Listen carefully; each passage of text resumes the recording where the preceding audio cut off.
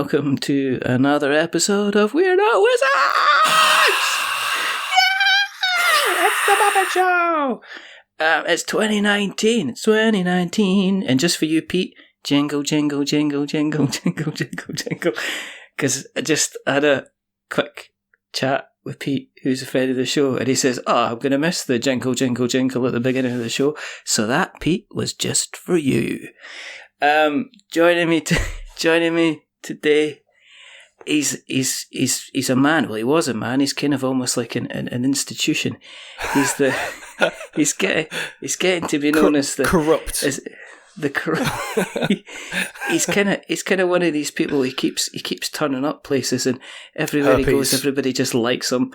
He does it for 6 months, baking up the cream. I met this person at Tabletop Scotland, and we had a good day, which would probably mark at least a 6.5 out of 10. So that was quite good. Yeah, it was a solidly above average day.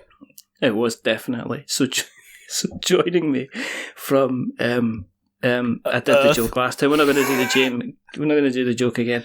It's Ross Connell from More Games, Please. Give me more games. Give me more Ross. Hello, Ross. Hi. Hello. Oh, hi, everyone. Hey, it's good to see you all again. It's good to be what an honor. Screaming into the void. What an honor. Second time on the podcast. I know. It's like a dream. Except I've not got a halibut for a face. Or maybe I have because the cameras are switched off. You know, it's just one of these things. I think I'd like you more if you had a halibut for a face. I'm just throwing it out there. I'd have those just glassy eyes. Yeah. It'd be brilliant. It'd be like playing a card game. It's like, what card's Richard going to play? And it's like, I'm looking at his eyes. And all I see is nothing. Nothing at all. Him with those halibut eyes. Halibut eyes. One look at you and I can't disguise. Halibut eyes. It's a haiku. Or a low-ku, depending on where you're going in Scotland. Moo. The reason that we do this, well, let's face it, usually at the beginning of the year, everybody goes, right, we're going to change stuff. Let's bring in new theme tunes, and let's bring in new graphics, and let's bring in a new segment on the show. And I'm quite lazy, so I'm not going to bother doing that. And I understand people just want the same old stuff, because that's what you kind of want. So it's 2019, I'm here, I'm 44, the scores on the doors, I was going to say... The scores on the doors, 44? Is that the scores on the doors? Yeah, I was talking to somebody today about bingo, and I was reminded of the fact that number 10 used to be Maggie's Den. That's what they used to call it. So there you go. Two little ducks. You know, we could go through the whole bingo. So I'm like 34... don't know. Yeah, I don't like that sums it up, doesn't it? Really, just 34. Everyone's just a sigh. Shrug. 34. Shrug emoji. You know, for people that haven't listened to this before, and are just like, why? Bless you for tuning in now. Exactly. It's like, do you know what? You've kind of had a choice between getting an expensive steak and getting a slightly cheaper steak, and you went for the cheaper steak, and unfortunately you cooked it about maybe 3 or 4 minutes too much, and now it's a bit chewy. So you're just going to have to chew your way through it and get through it with the both of us, because this is how it's going to be, because there's going to be no format. This place is going to go everywhere. We asked for questions. We've got one. You know, that's where we are. And, you know, it's a typical, probably it's a trolling question, I have no doubt, because it's from Bill at the Incorrigible Club, and we'll go into that at some point, or we might just completely forget about it. Yeah, forget about Bill. Bye, Bill. See you, Bill. Later, Bill. Anyway,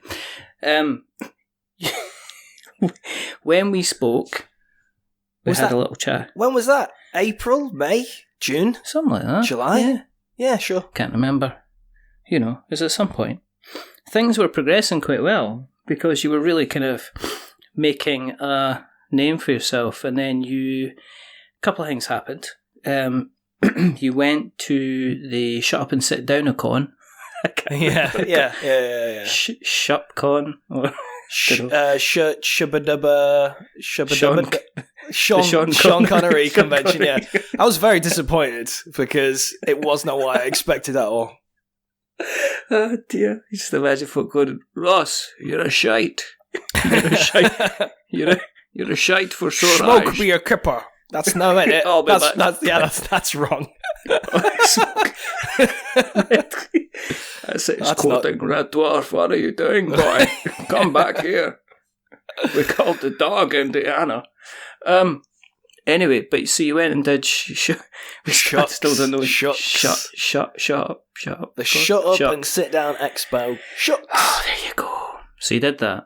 Well, I went to it. I think did it is a generous reflection. Can I just say that for everything I do now? Did the shops earlier. Did the shop. Did the what? Did my dinner. Did a shit. Did a shit. Came on the podcast. So, you know. It's important because there's nothing worse than going like, I've got that with a slight itching feeling, you know. Well, no, I don't ask any further about. You definitely don't. It's just, you know, I always say always wipe, and if you're not sure, wipe twice. But so you went and did that, and you've been travelling about up and down the country. You've kind of been making yourself available, kind of here, there, and everywhere. I mean, was that a conscious effort? Was that something you decided, actually, do you know what I'm going to do? I'm going to get out there. You make it sound like I just fell asleep on buses a lot and just woke up in a different... let's just see if there's an expo going on. Hopefully there is. I just imagine you kind of packed up kind of like extra meeples and dice and, you know what I mean, just replacement stuff, and you went about like the littlest hobo. Yeah. And it's like, there's a voice that keeps on calling me. It's a really weird littlest hobo, though, because I just have like small little pictures of my own face. Just I carry with me and give to people. Like I'm a weirdly narcissistic littlest hobo. Imagine if on the littlest hobo it was just a dog running around with like a framed picture of itself that it gave to people. I remember that dog. Well, do you remember what he looked like? Well, sure, he gave me a picture. I got a sticker and a pin badge. Do you know where he is now? I don't know, but if you check his Instagram, he's just taking some fan and Maddie photos. He's live updating his life. Oh dear. 8 minutes in, pure nonsense so far, so it's all good. As I said, was that like a decision? There was a question in there, wasn't there? There was a question, yeah. I think what happened is I was really having a nice time. Every occasion I went to an expo, I thought, well, this is really nice. I should do that again. And so, that's as far as it went logically. And then a lot of the time it would be a week, 2 weeks before something. Not for something like Shucks, but Essen, for example, that was decided, I don't know, like 10 days before. A friend of mine asked, are you going to Essen? And I was like, no, I can't get the time off work. And he said, well, there's space in my hotel. And so I was like, well, I'll just come for some of it. And I just... I went for like half of Essen rather than the whole thing. What was it like? Oh, it was splendid. I had a very good time. Fiscal irresponsibility gets you a really long way in life, so you just decide, it doesn't really matter that I can't afford it. Yeah. You just have to do it. Essen was great. There was a lot of people there. It was the first day I arrived, I made the bold choice to circumnavigate the whole expo, so like 8 miles, and didn't really. I didn't play a single game on the first one. I was kind of playing like tag with a game. I'd like just touch it and run away. Just running past and ideally moving a counter and that. I just thought, what are you doing? Which is that guy with the beard who keeps handing out badges? Yeah. I just stuck my stickers on people and running around. I just stuck them random on the board. It's a legacy game now. It's a legacy game. Like and subscribe. That was just, I shouted that as I slapped stickers onto people's faces. Like and subscribe. I think it's working really well. Notifications. Yeah, click the bell. Yeah, click the bell every single day. Is it a scary place as well? I am. I'm a brave young man, as you know. You could probably tell by my rugged exterior. And your battle scars. My battle scars. I didn't find it intimidating. A lot of people were like, bear in mind, it gets very, very busy, which it does. There's a lot of crowds, which there are. But I found it fine, because as long as you're not in a rush, and as long as you don't get anxious in busy places, which some people do, I'm okay with it.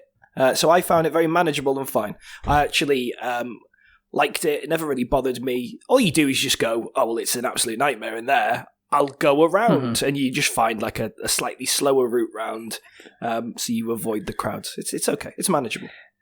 Are you saying you're using common sense and practicality to get Well, around these things? I don't like to blow my own trumpet, but I am known for common sense and practicality on the rare occasion.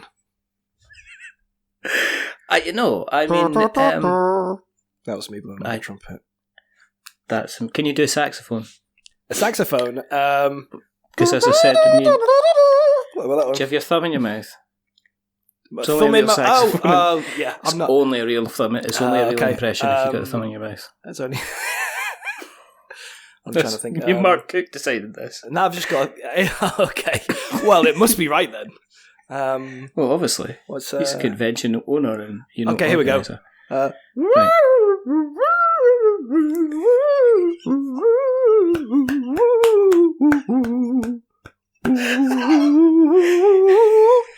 So, I've been playing some board games and I roll my dice. I'm never going to game again. I'm never going to game again. I can't even think. I made something up at the beginning of last show and I just said I'm not going to make anything more up. Do you know what I mean? Right. I couldn't even remember what's Careless Whisper. What could it be? I don't know. You should have put your... It could be all about people interrupting or quarterbacking games. Oh, it's a Careless Whisper. No one and likes... they come up and they said... No one likes quarterbacking. No one likes quarterbacking. I just came up and whispered and just went, I would have went for the oil resource myself, but just you crack on, mate. Do you know what I mean? Or you should have gone to Atlanta and cured it there. Pass it on. I love the pure Scottishness of the you should have done that, But like, crack on. Like it's like you mean, yeah. It's like it's a Scottish full stop, isn't it? Yeah. And it's just a way. It's a way for people, kind of Scottish people breathe through their skin, as you know. So we don't need to actually breathe in or out. So we can just, normally when people speak, they get to the end of a sentence and they go, and they would breathe in. Scottish people they can just continually exhale because of the way that they breathe oxygen. So they can just go, so I went to the shops, and then I got to the dentist, and they said that I should have gone and got my teeth done, and not actually... Can we not just have an hour of this? This is what I want to listen to. Just like that. When he got to the comic shop, because the new Domino's in, and it's fantastic. Oh my god. Oh dear. Are you, and this is me going back to my Michael Parkinson, okay. Are you the type of man who seeks out experiences over material possessions? Because to me, and from you what just I know, stopped to have a drink. No, I kind just of cleared my swallowed. throat a bit. That's what happens. I got Michael Parkinson throat, and I just needed to jump back out of it. Michael Parkinson throat.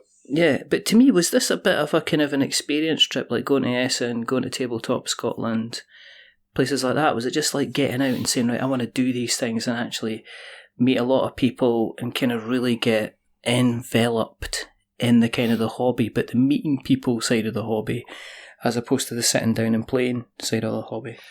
So I don't really have any like overarching plan to anything I do. But I like doing things. I like getting out of the house. I like seeing people. I'm not a nervous or shy human. So part of it was like, why wouldn't I do that? It seemed like the year before I went to Shucks for the first time, and that was in Canada. But I only went to the UK Games Expo in the UK, so I'm like, why am I flying all the way to Canada to go to an expo, but then not going to expos in the UK? I thought, that's stupid. That's something that you can, should probably look into and make more of an effort to attend local. I think I went to 9 conventions last year, something like that. Yeah. And I was going to go to more, but I had to start, mainly my bank balance had to start giving me gentle reminders that I can't afford it at all. At the time, I was only working 3 days a week, and it's like I'm flying to Germany, I'm flying to Canada, I'm flying to Scotland. on whose budget? I don't know. 2019's budget. 2019's budget. Exactly. I don't need to worry about it. I can keep this debt going and pass it on to any children. And so it was very experience driven. And I came to Tabletop Scotland because a couple of nice people went, "I'm going to Tabletop Scotland," and I thought that sounds nice. So I just booked, and so about 2 weeks before, I just booked a flight. And then you appeared, and then I kind of I had that kind of that, and I think I said this on the last show. I kind of had this experience where I kind of went, "You're him, eh? you're that Ross from War Games place, oi mate. All right, you must have thought you were getting into a fight. It's like, what have I done? Some kind of strange guy kind of standing because you're not aware of your kind of your height until people remind you. And I'm a shade under like kind of 6 foot. So it must have been. You're sitting. I was very intimidated. I was like, I was just like, all right, man. This guy's an absolute animal. Absolutely. This guy's a real piece of work. What accent's that? That's almost Anyway, that's almost Northern Irish. Yeah. Well, I've been travelling a lot. And one thing you'll find, a friend of mine when I was at uni, he had been to Australia for 6 months, and so for the next 5 years, he used to say that people thought he had an Australian accent, and he didn't. He just sounded like a cunt. So I suppose that's it's not really the same thing. It's not. Oh my days! You just thrown me with that. You might need to bleep that one. I don't know. Maybe we could be. This could be the way. This could be the year that we get edgy. Do you know what I mean? I might just overdub it and say "bum." I could do that. I suppose. I don't know. You could shout. You could shout "front bum" over the top of it, and that would smooth things out a little bit. Keep dubbing over and over just again. Just dub "front bum" over half of what I say. You can't do that. This is not that type of podcast. We're not kind of that level of obscene. Maybe we are. We don't know. But you had fun. I had fun. We kind of managed to play a couple of games and saw a couple of things going on, and got roped into a kind of a Formula One game. Do you know, you kind of go, I want to be that friendly, outgoing, approachable type guy. So somebody says, "Oh, do you fancy coming over and playing a game?" And I was like, I sat down and I played like this Formula One game with cards, and it was dreadful. It was terrible. What was it called? Formula One game? No, it wasn't Formula D or anything like that. It was a proper, it was actually called the Formula One car game with cards where you pick a card and then you put it down, and I kind of lost interest because it was just like draft a card. Take a card. That sounds like Downforce, where you own teams and you race cars, and there's an auction. It wasn't. No, I loved Downforce. I was going to say, Downforce is apparently an awful lot of fun. This wasn't an awful lot of fun. Yeah. And then, and then we tried to figure out microbrew. Oh yeah, we did. We sat there. we just it was towards the end of the day. It was so funny. Didn't have the mental capacity for that. I think there was a lot of it was one of those things that I think when you play games, you always expect one of you someone to step up, somebody to step up to the plate and just go, "Guys, I got this under control, right? It's quite simple. You take 3 of them, you take 2 of them. You go here, you go there." It's like when you want a quarterback or you want somebody explaining the rules. On that same evening, I think I just was at the level where I just had to watch a game of Scythe for 2 hours. I didn't have the capacity to take part. I just watched people play. Was that James Naylor, and I think it was Ian. Yeah. Unpopular Mechanics, good and they memory. just brought out, and they were sitting there with their partners, and I was like, "Oh, I'd really like to play." All fresh faced and ready to go. All ready to go. I was burnt out. We were looking at microbrew, and it was nothing against like Sarah and Nigel. No, it looks like a great game. I went back later on and I was like, oh, right, this is what you do. But at the time, we were just looking at it and going, this is really complicated for such a small town. I want to go home. Yeah. I want to go to bed. But it was good fun. No, I would definitely. I'm going back this year again. And then I did my rant about terraforming Mars. Which you missed. Yeah. Yeah. Why wouldn't yeah. you? Why wouldn't you? I don't know. Do you know what? I know? First, nobody knows this, but potentially we have got Stronghold Games coming on the show. Really? So that's going to be awkward. That's going to be a bit awkward. So, going to be talking about that. But aside from obviously you being kind of like trekking, sorting out people's problems like Kane and Kung Fu, I've changed around from Let Us Hobo because it clearly didn't work. But you started to kind of dip the toe in the water of actually kind of getting involved in the hobby in a professional basis. That's a generously phrased sentence. Well, I mean, it was trying to be as generous as I possibly could.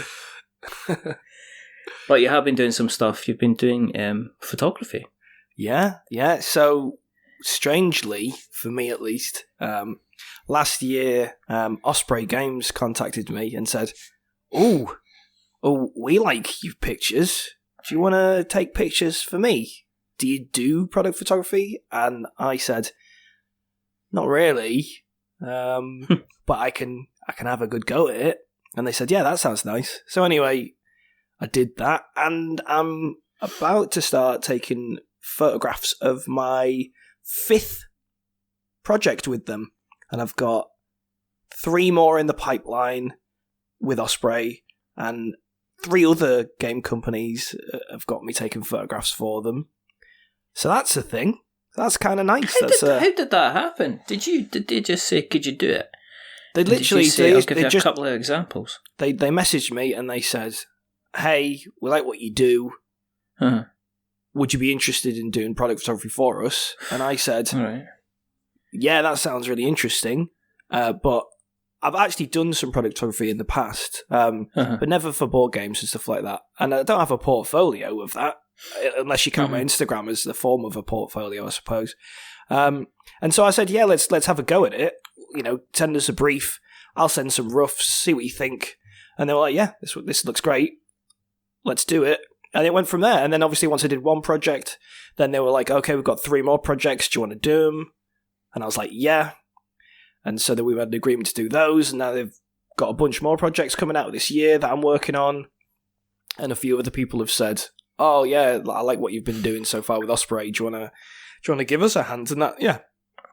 That's a is nice that thing. A kind of thing you have to be quite public? Are you allowed to be quite public about? You know, I'm now because I've noticed a couple of times on like obviously on Instagram and on Twitter, you saying, "Hey, look, I've been involved in this." So I take it that allows you to kind of be pretty.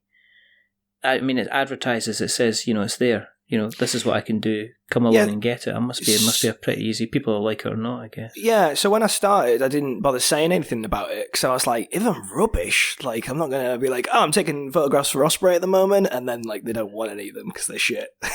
So I kind of saw, well, you know, so I saw how it went, and then obviously it went quite well, and they wanted me to continue working with them, so I was like, well, I'm doing it, so I said to Osprey, is it cool if I just, like, mention that, like, this is what's going on? And they're like, yeah, it's fine. To be fair, you know, they were like, yeah, talk about it if you want. So I just occasionally do it. I think there's a problem with anyone online self-promoting, and it's like, what's a healthy amount of self-promotion and what is like an unhealthy way? Like, check me out, hit me up, you know, get in touch. So I think there's a difficulty of drawing, like, walking that line of making people aware that you are doing a thing, and it's quite good, and banging on about it. So I try and do it in like a natural way. Like if I've just finished taking photos of something, I'll say, oh, I've just taken photos of this. Or like if I'm about to start something, I'll go, oh, I'm going to take some photos of this game this week. And that's like, it's like a matter of fact thing rather than being like, guess what, everyone? I'm a pretty big deal these days. Wearing my big boy pants. I put on a different voice. Yeah. Whenever When I I'm take talking to photographs, people. I'm like, yeah, you can just turn your back. Can you just lie on your sides? Yeah, that sounds really sinister when you use those phrases. It does. You won't need your car keys. That kind of thing. Yeah. Last person I gave a lift to home, I didn't give them a lift home. What's that camera for? It's because I like to keep the evidence but burn the bodies. But that must be cool. That must be a bit of a confidence boost to get actually, somebody kind of saying, right, we like the stuff that you're doing, but can you do some more? I never really would have thought to directly approach publishers about doing something like that. So someone I was always just like, if people want me to do it, they'll get in touch. Kind of like, if it happens, it'll happen. But I never really thought anyone would get in touch. So it was kind of nice that someone actually did. And that's kind of started the ball rolling on it. Whether or not it continues to be a regular thing at the minute, for the start of the year, I'm taking photographs on like 7 projects in like the first 2 months. So I'm actually on top of my regular job. I'm actually going to be like, my schedule's full. So that's nice. But with any kind of freelance stuff, you never know if there's going to be a series of jobs or it'll just be them. So for me, like you said earlier, did I go to those conventions because it would be an experience? Yeah, that I went to it because I thought there'll be some nice people there. I like playing games. I like getting out of the house, and I like doing new things. Well, for the photography, I like looking at games. I like staying in the house, and I like doing new things. So, it's all just like a general interest in seeing where things go, because I'm curious and I enjoy it, and I'm also quite it's just nice to do something and spend a lot of time in it and be satisfied that it's good and someone else thinks it's good in a non-work. Well, I guess it is work, but it doesn't feel like work. I know. I think it's one of these strange things though. Is it's like if you end up in a freelance situation, you end up kind of grabbing everything that you can, just in case it kind of dries up. Yeah. And then you don't want to end up being in the situation where you've got kind of like too much on, which is always a fear, because I've been here very close with the show in a place where I've went, oh my goodness, I've now got to edit umpteen levels of numbers of podcasts, and I know it's going to take X amount of time. Are you trying to make sure that Are you being quite strict to make sure that you're still getting time to enjoy the hobby as is, that you are getting time to kind of like play games and not be just using the time to do the photography or be pitching to someone else, or Well, I haven't really pitched to anyone, so that's something that I might consider doing. As far as I pitched was just like I just said on Twitter, I've taken some photos. Does anyone want any photos doing? And loads of people went, like, retweet. And then I didn't hear anything. And I was like, oh. Everyone, I got like a standing ovation. And then everyone just left. Everybody turned around awkwardly. Kind of shuffled in their seat. Someone farted. Give you a call. Bye. Thanks. I'll give you. This has been great. I'll call you. Why you haven't got my number. Come back. You haven't got my number. I'll call you. You haven't got my number. Doing the actual call sign with a thumb and the finger sticking out as well. Yeah. I'll call you. How on Twitter? I don't have a call feature. Exactly. So I would say that I'm in the fortunate position at the minute where I have like probably as much work as I want to take on, and I've not been offered anything additional to it. So it's actually like a perfect balance that somehow naturally, I'm at a position where I'm kind of like maxed out with how much work I'd want to be doing. I'm not maxed out. I'll never say maxed out. I've got loads of time. If anyone wants any work doing, just hit me up. Like, subscribe, ring that bell. I've got all the time in the world. I've always got time for you, babe. I need this. You're double finger pointing at the screen just now. I could just tell you. Time for you, double finger point. I said to a friend the other day, I said that I've basically I'm enthusiastic about it all, so I always make time for things, but I don't want to be in a position where I'm just saying yes to stuff for the sake of it. And like you say that you don't have time for anything else. I have a weekly game night, so every Tuesday friends come around and we play games together. This week I also played games on Sunday, and I also played games yesterday.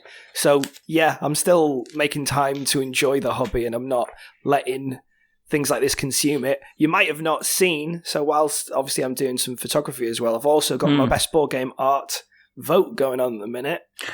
That was on part of the show notes. If you look at section 3, number 15, we're gonna get on to that. Yeah, but under favourite shoe celebrities. Yeah. By the way, that sentence made celebrities made out of shoes. Or celebrities. That sentence made so little sense. All you could do was just say yeah. Even you had nothing but come back with that. You just went yeah. You're going somewhere, Anakin, I can't follow. Do you get chat? I mean, does your partner, do they play games with you? It's not like hide the turkeys. Not going to Canada again, boy. She is a freelance artist. Yes. And she is actually really, really, really busy at the minute. So normally she does play games, but at the minute she's got so much work on, she doesn't actually have any time. Which is fine, to be fair, because I have my weekly game night and I go out if I need to play things. I always think there's a difficulty when you date someone and you are a complete obsessive with a hobby that like you could use like in a way to like try and nudge them into the hobby more than they necessarily want to play. And so I've been quite self-aware of not being demanding in that way, and trying to ensure that I'm satisfied outside of the relationship as well as within it. I don't need to fulfill those desires with my partner. I can seek other partners to fulfill those desires for me. You're putting on a very different voice to talk about that, but I think it is sometimes important in a relationship that you have your own thing and that you can walk away. No, I mean, in all seriousness, I mean, I know some people that what they do is they play games together constantly. Yeah. And there's part of them that says, I'd love to come home and there'd be like a kind of a trail of rose petals, going into the dining room, and then there's candles everywhere, and in the middle there's Root with all the expansions, and she goes, "What do you want to play first?" Yeah. Oh, don't get me wrong. Like, if my partner said, "Do you want to play some games tonight?" I'd be like, "Yeah, I do." Yeah, totally. But that, it's often not the case, and that's okay. So I'll more leave it to her to want to get involved. Plus, there's a weekly game night at my house, so if she wants to play games, she can play games. She can. Then it's always on the literal table on a Tuesday if she wants to join in. And we do play games when she's got more time. We've been playing Chronicles of Crime. We really like Sherlock Holmes Consulting Detective, or Near and Far, or Above and Below. So storytelling games we tend to play. Or she loves Azul. Massive Azul fan. Likes Carcassonne. We played a lot of Carcassonne and Azul last year. Obviously, Carcassonne was previously on Ross. I went to Carcassonne. It was. So we went to Carcassonne together, me and my partner, not me and you. You weren't invited. And I did ask. Yeah, well, cold shoulder. And we played a lot. Still hurts. We played a lot of Carcassonne there, and then I bought Azul later in the year because I thought she'd really get a kick out of it, because she likes patchwork as well, puzzle games. She likes them. It's just there's a level of addiction in this hobby, and she is probably more of a weed level, and I'm like freebasing whatever I can get my hands on at this point in time. So it's a different I've got one tooth, and I haven't seen my family in years. So that's the level I'm at. You're at the point of sores. Yeah, yeah. I'm a mouthful of gaming sores. I just think that's a beautiful thing, and it's worthwhile changing your current, I guess, your kind of more games please icon, your avatar. Yeah. You can just see it deteriorate in time. Yeah, just little bits. This is an incredibly morbid conversation, and if anyone in your life is suffering from drug or alcohol addiction, I apologise. And I highly recommend an addiction to board games. It'll fulfill you in ways. It's financially equally as destructive, but it can be. Yeah, it can be for sure. It can be. No, but I think it's important that you have a hobby that can be kind of your little hobby. Is yeah, it's strange. Balance, as they always say. It's one of these kind of important things. Anything you love, you want to involve other people with. And plus, board games are such a social hobby, so it makes sense that you try and encourage your partner or your family or whoever to play it. But also, there's like a level of you have to like ease them into it and allow them to. Not everyone always has the mental energy to learn a new game. You're like, I know you've been working all day, but I've got this 3-hour board game that I want to teach you the rules of that I've bought and I really want to play. Exactly. So just sit down and listen for a bit. God damn it. And how are we going to do this? Are we going to do the bit where we read a bit of the rules and then we play, and then we read a bit more of the rules and then we play? Or do we read all of the rules all the way through and then we try and play and then we end up stopping and starting and playing, and there's all that kind of thing? So I kind of see where you're coming from. What's the next plan? I mean, because one of the reasons when we first spoke was about the kind of the blog. Where are you with that? I mean, is this a difficulty where like a labour of love that takes an awful lot of work and organisational skills to keep going, and then you've got to weigh that up with a kind of a paid opportunity that is potentially something that could keep giving you an additional stream, of income? I'm the kind of person that kind of wants to do all of it. It's difficult though, because my blog has I don't even want if you had like one of those stop clocks, and every time you did something you started a clock, and then when you stopped it.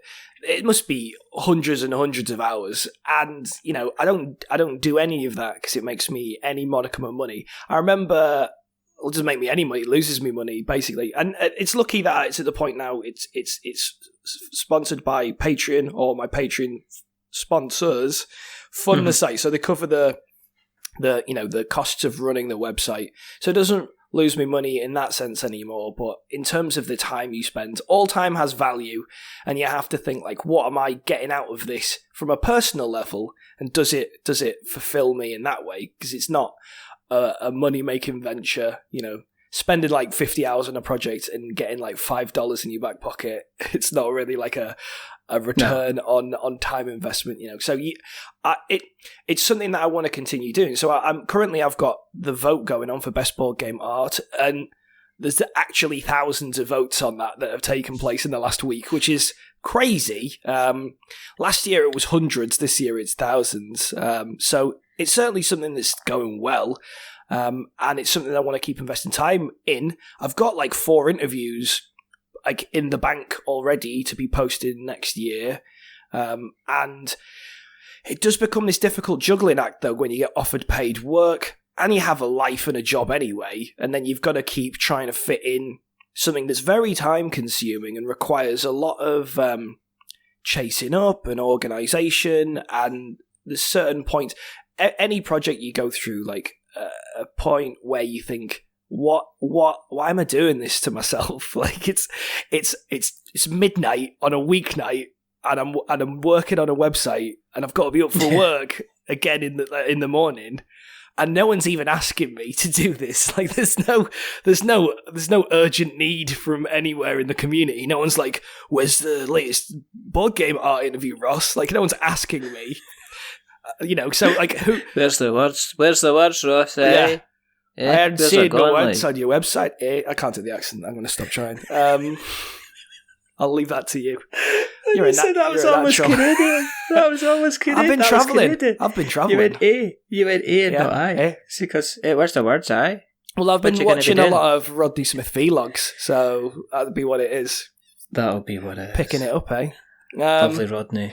So it's something I want to continue, and I still genuinely really enjoy it. Like every time an interview comes in and it's finished, you get you'll know what I mean by this. You get this satisfaction of like it's something complete. It feels like really good. Like when you if you re-listen to your interviews, you might be like, yeah, that's fun. Or when I read my interviews, I think, yeah, that's interesting. That's informative. People are gonna like this. And I think it's tethering that to like expectations of what something will become. And I think something that I've had to kind of reaffirm within myself that website's never really going to break out of the niche that it's in. I can't have any expectations that it's going to become this big thing because I don't genuinely believe it ever will. And that's fine. That's never why I started it. And it's something that's always going to continue because I drive it, no one else. Like, if I just stopped uploading stuff onto the website, I honestly don't think anyone would even ask. I think it would just disappear.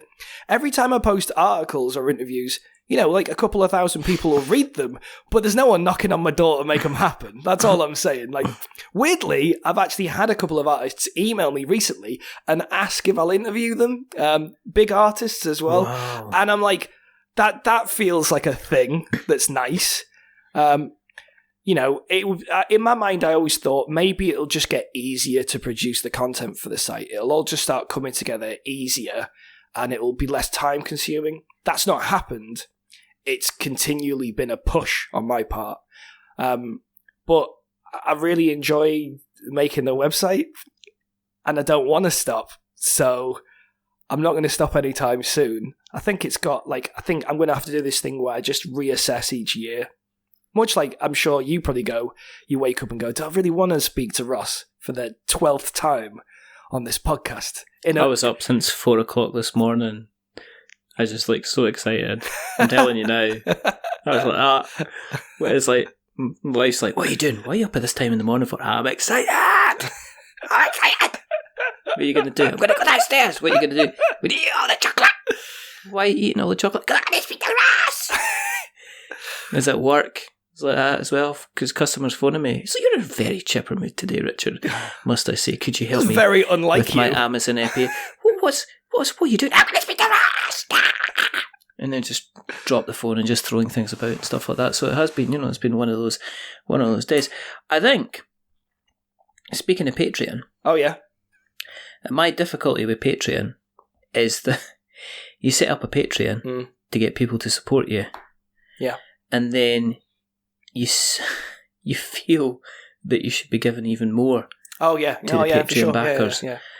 And I'm kind of in that thing. It's like I did a post on my Patreon today, and I just said, do you even want more from me? Like, I feel like I need to give more, but do you even want more? Is that something that people need?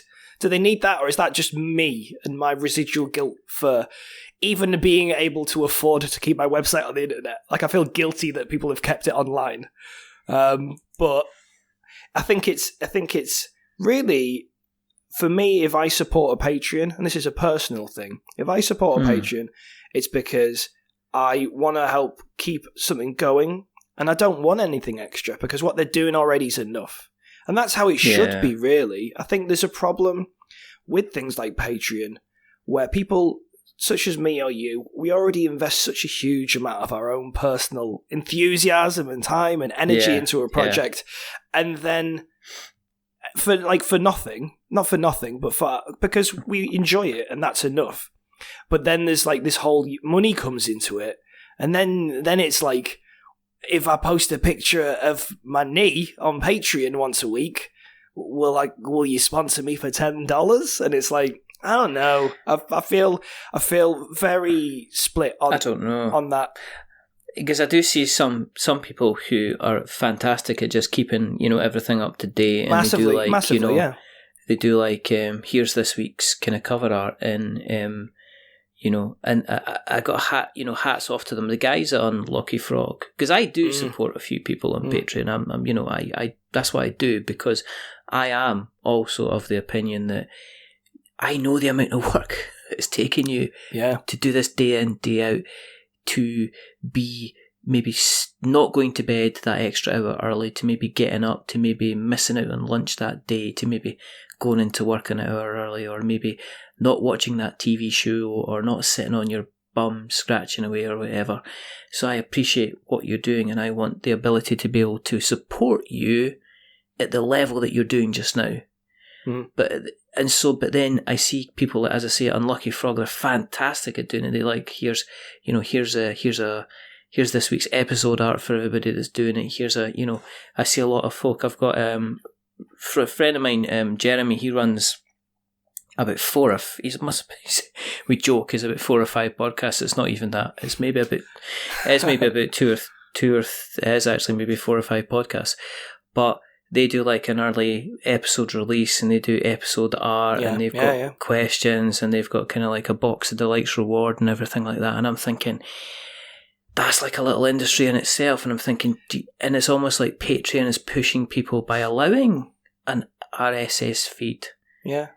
To release an RSS feed so people can get content earlier. So this is an interesting thing. So when I started my Patreon, I thought you should always build in extra value for people who care enough to support you. That's something you kind of should do. You should be like, all right, well, I'll give these people something extra, because that's a nice thing to do for people to support you. And I said things like, you know, you'll get to see the interviews before they go on the website.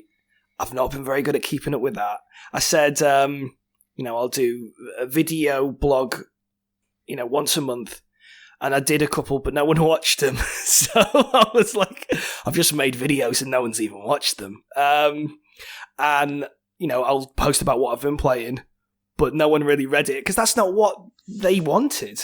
I thought that I would give them more things, but really I was making busy work for myself, and that's not what they really wanted from it. They just thought, I like that he's doing it, and that he's got a nice round face, so we'll help support him in what he's doing. Yeah. And I don't want to see his face talking at me, and I don't want to know what games he's been playing. I see enough of him on Twitter, or anyway, I'd pay him to speak less. Maybe I'll make that one of my Patreon goals. Less tweets a day from Ross. I'd be up to $5,000 a month if I did that. You imagine that? Yeah. I'll not speak for a month. Yeah, I'll half my podcast output. I'll do half the podcasts if you sponsor me for 10. I'll do half the podcasts and still end up doing more podcasts than anyone else. Everyone else combined on the internet. Which is not funny, because it's fucking true. Yeah. I was like, because I was like, I did this kind of like, I'll just do like for the Kickstarter, I'll just do like a quick kind of, this is what we've done this year, just as me trying to justify. Jesus, you must got tired of typing out the different guests. Please. And then I was like, okay, so how many episodes did we do? And I was like, okay, I'll just add all this up, and it's 100. Yeah. 100 episodes in the year. And it's like, and I was like, well, how many guests? And it's like, probably about 90. Yeah. I was like, 90. I've spoken to 90 different people. Yeah. And then I've got like companies, that other guys that are just like, they've been going for like years more. Yeah. And they're going, episode 89 of the Dice Tower Network. Yeah. And they're going, oh my goodness, I've got 140 episodes on you guys, and I'm just. Well, I remember when we spoke at the start of last year, and you'd done like God knows how many, and you'd done like 38, and it was like 1 month into the year, and I was like, how's this even possible? How can anyone conceivably even do that many? I think we were chatting, and immediately after we finished talking, you were starting another podcast, like after our episode. You hung up on you, it's onto another one straight away. Yeah, but then I just really like speaking to people. Yeah. There's not, I don't know. It was like, I don't know. I'm kind of like sales. Well, I'm consultancy now, but I do a lot of sales as well. So I got to be able to speak to people. But I find people really, really fascinating. I don't think there's anybody out there that's genuinely kind of dull and boring that you can't have some kind of conversation about anything at all, which always really, really kind of has always fascinated me. And my always thing is, it's like, if it's a rubbish episode of the podcast, it's not the guest's fault, it's my fault, because I didn't find the thing that lit the spark, that flicked them over from me being, oh, what's he going to ask next, to going, oh, I've got this, hold my beer, I'm going to talk, I'm going to talk the hell out of this now, just hold, and it's finding that, and that kind of fascinates how people kind of tick, and people that I've had people that have never podcasted before, I've had people that have had their own, they've been running their own podcasts for, Gabe Barrett, for instance, Jamie Stegmaier, he's doing his own vlog and videos. I've had like Edo Baraf, who is a fellow content creator, all these different people kind of on, to people that I've so I've never ever done a podcast before. I've never actually really spoken to anyone before in this way. How would I do it? And it's all that. I just continually find it fascinating to speak to something. Yes, I am speaking to somebody after I speak to you. Of course you are. I wouldn't expect anything different. But I find it kind of continually exciting, which is when it's like, when I find something continually exciting, that's when I feel bad about, am I being cheeky then, asking people to help with the money side of things, or helping me be better at what I'm doing? Because, we are, and by the time this comes out, it was a possibility that the Kickstarter will be finished. So I'm going to say this now. We've ran a Kickstarter. I started it on a whim because seriously, I just went, I'm just going to put this up there and see what happens. And we've got a fully funded Kickstarter that's going to help me get a better computer and go places. And I'm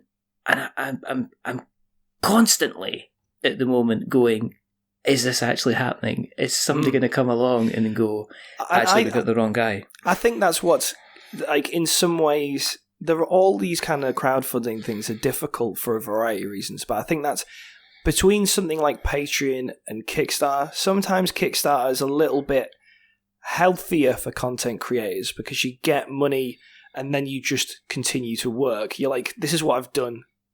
Do you want to keep supporting that? Cool. Whereas Patreon, because it's a drip feed, you have this like constant pressure of, you continue, like, for example, my Patreon, it started quite well in terms of people signing up to it, and then it kind of stagnated and no one new signed up to it, and then I had a few people drop off, and then you're like, oh, am I a worse human now?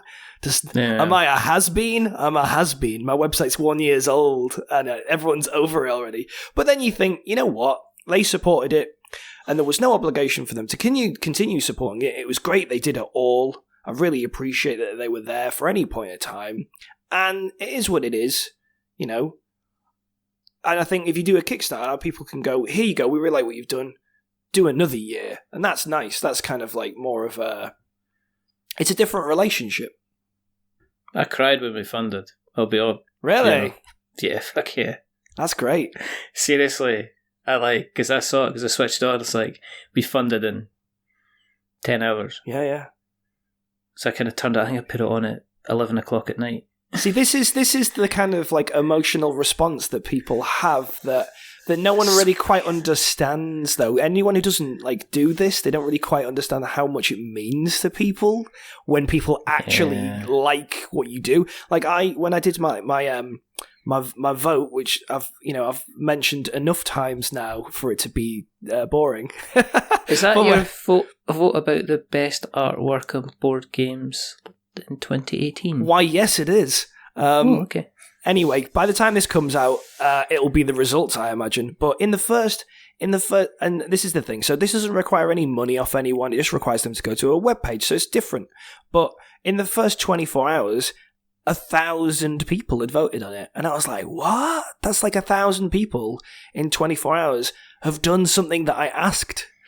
And that wasn't me like, now what can I make them do? It was just like, that's just really nice that anyone would care at all about anything I've done.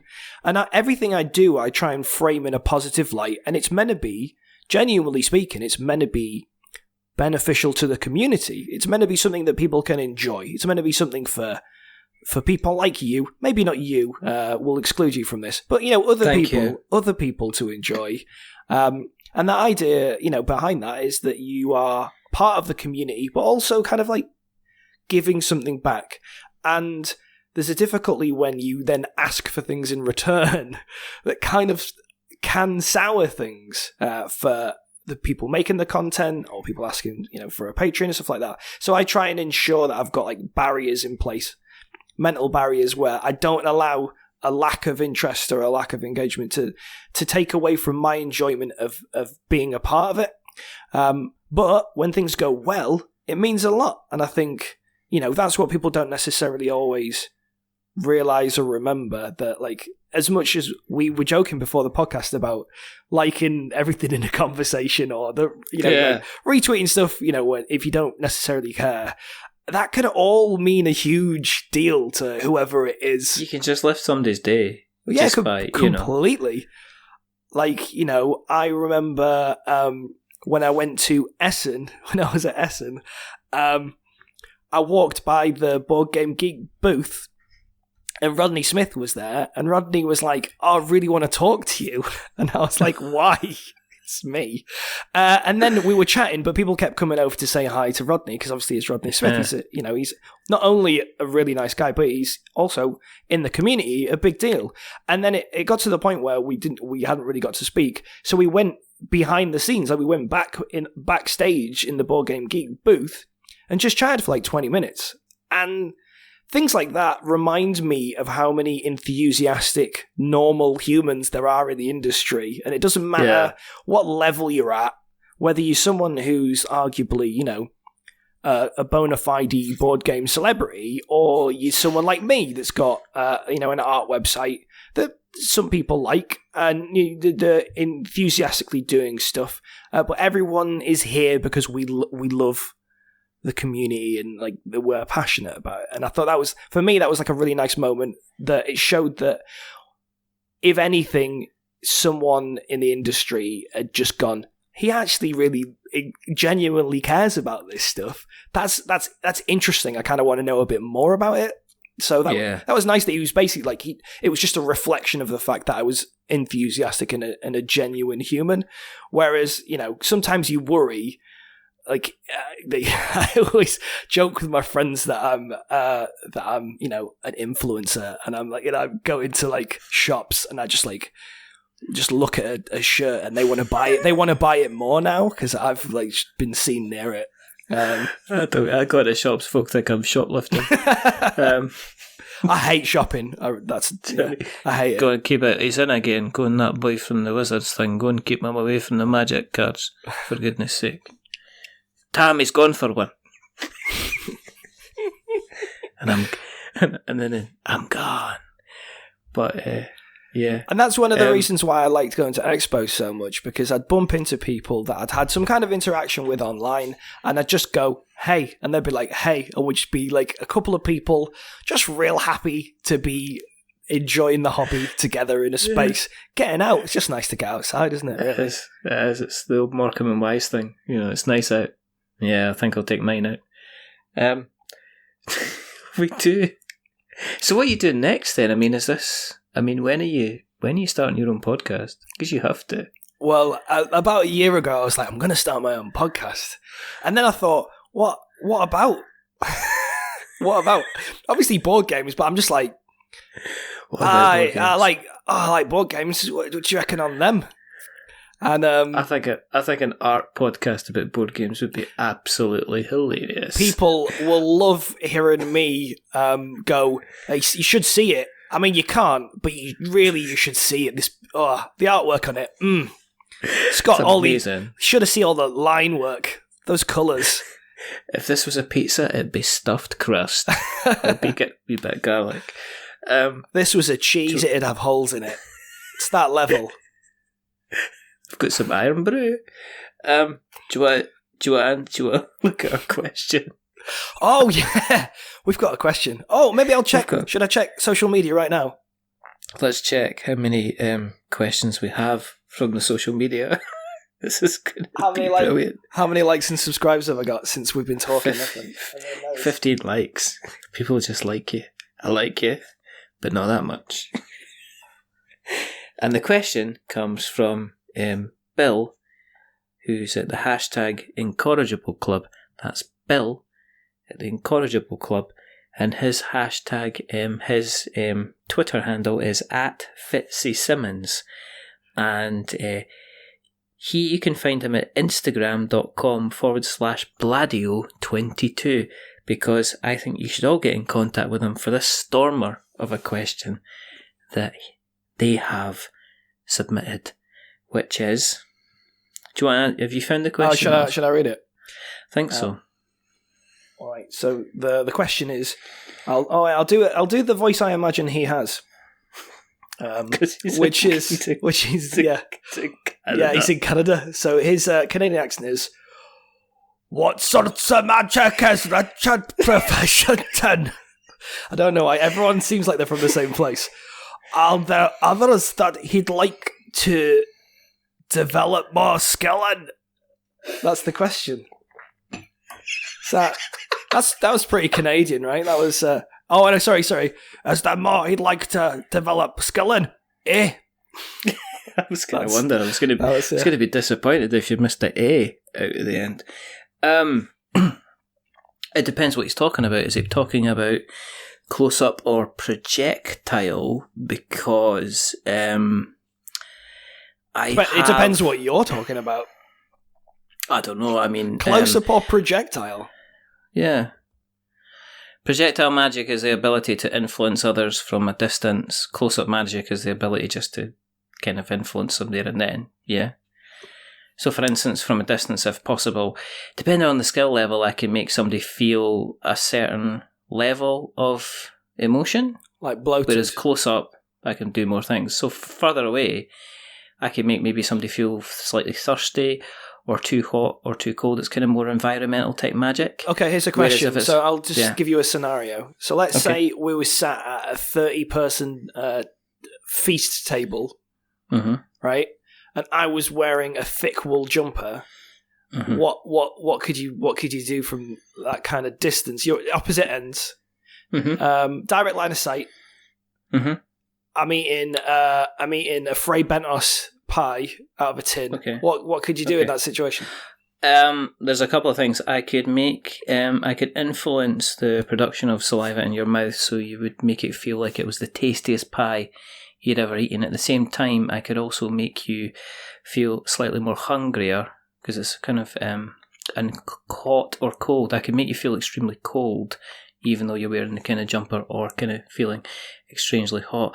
I can also make you hear the music from Fleetwood Mac. It's a side thing, but it's something that also happens, generally from the Rumours album. Who knew? So that's one of the things I can do. If you're closer... I'll give you another scenario, Let's say let's say I was wearing a negligee and sat on your knee, gently combing your hair. Mm-hmm. What kind of magic could you do on me then? Anything you wanted.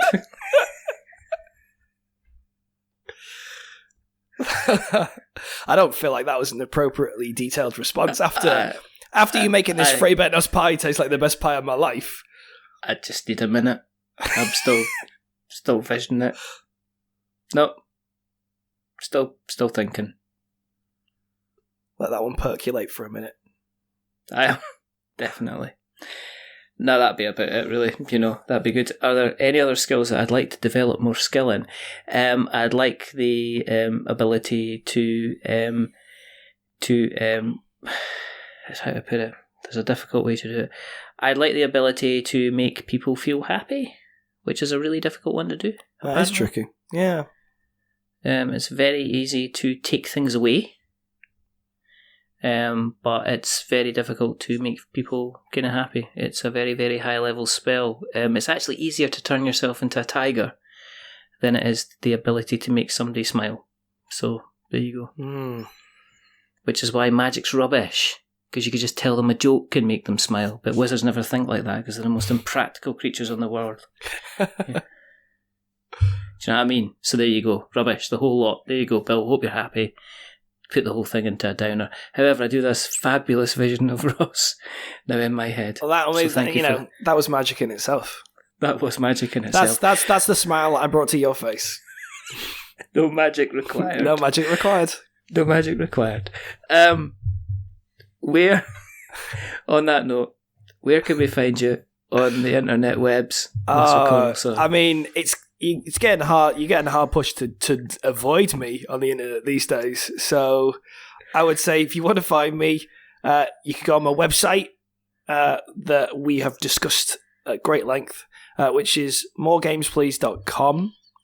And you can check out either the vote whenever this comes out, if it's still going, which it won't be. So you can check out the results of the best art of 2018 vote, which, like I say, was my way of giving back to the community. It seemed like a nice thing to do. My battery is low. God damn.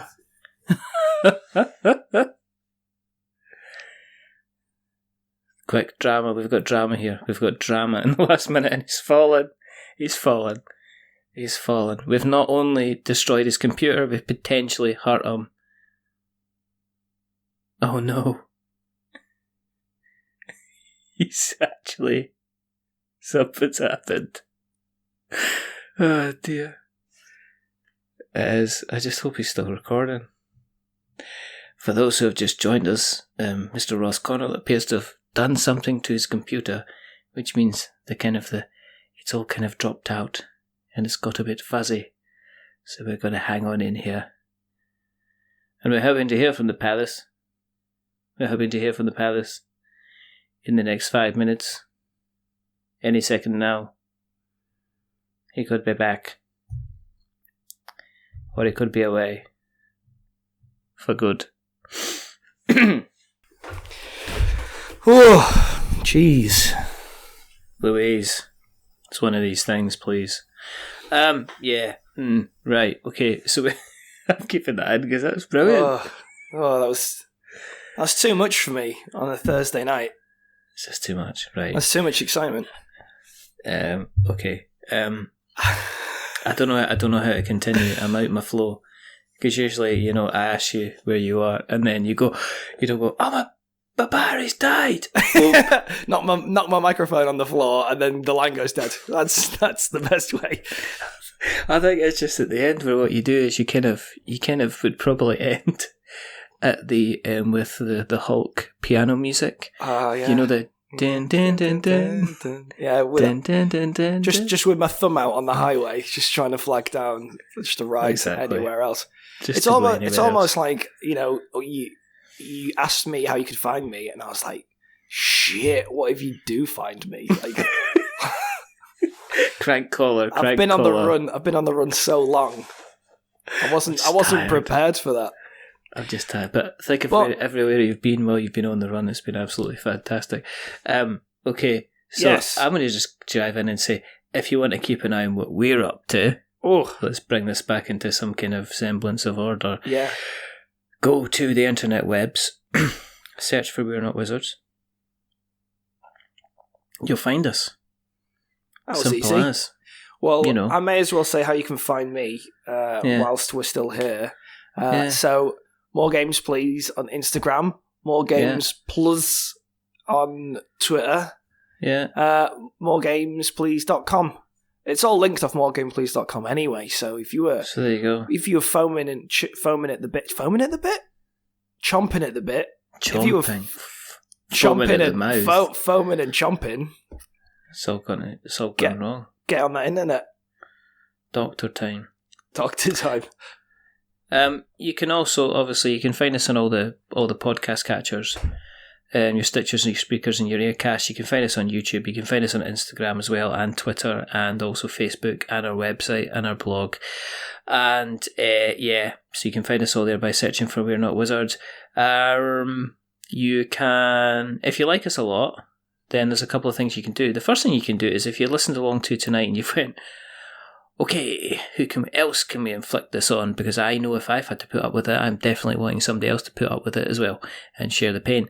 Is to not, because Ross is fantastic, but obviously having to listen to my inane garbage, tell somebody, let them know. One of the ways that we grow is through word of mouth, and fantastic to hear new people kind of enjoying the show and finding us in lots of different places, worn out places, same old faces, etc., etc.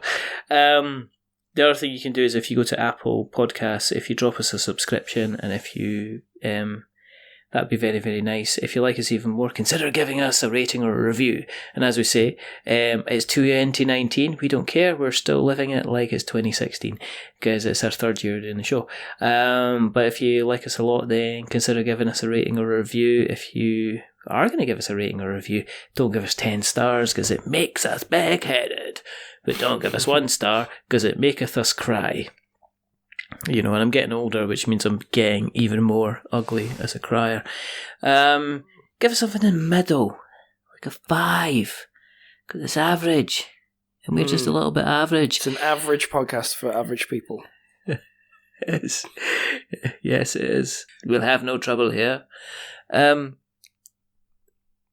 But the person who's not been average is rather wonderful. They're always fantastic. They're roaming all about the place. Seriously, if you get a chance to meet Ross, then take that chance and meet Ross, because he is one of the most affable, friendly, approachable and interesting people that I've met in this hobby so far. He didn't know I was going to say that, but he's maybe sat there and surprised, but it's just one of these things. Stunned. There you go. I'm liked and subscribed, if you look at it that way. He rang my bell. There's only 2 more things to do. The first thing is to remember that we are many things, but we're not wizards. Are we wizards? No, we are most definitely not. Do you know what? That's probably why things went wrong, because I started talking rubbish about wizards. Somebody went, I'll curse you. That's what happened. I make his battery die us, basically. I think it was the negligee that just sucked all of the power out of the battery. Negligee. It went, ooh, juice. Yeah, all of the juice just came out of that laptop in one go. Can't handle it. The CD drive popped open. It did indeed. Various kind of rockets taking off into space. All that jazz. And the second thing is to say goodbye. So it's a goodbye. Goodbye. From the wonderful, the fantastic, the amazing Mr. Ross Connell. Say goodbye, Ross. I love you. Goodbye. Bye. And it's a goodbye from me. Remember, stay safe. Roll 6s. And you are all amazing.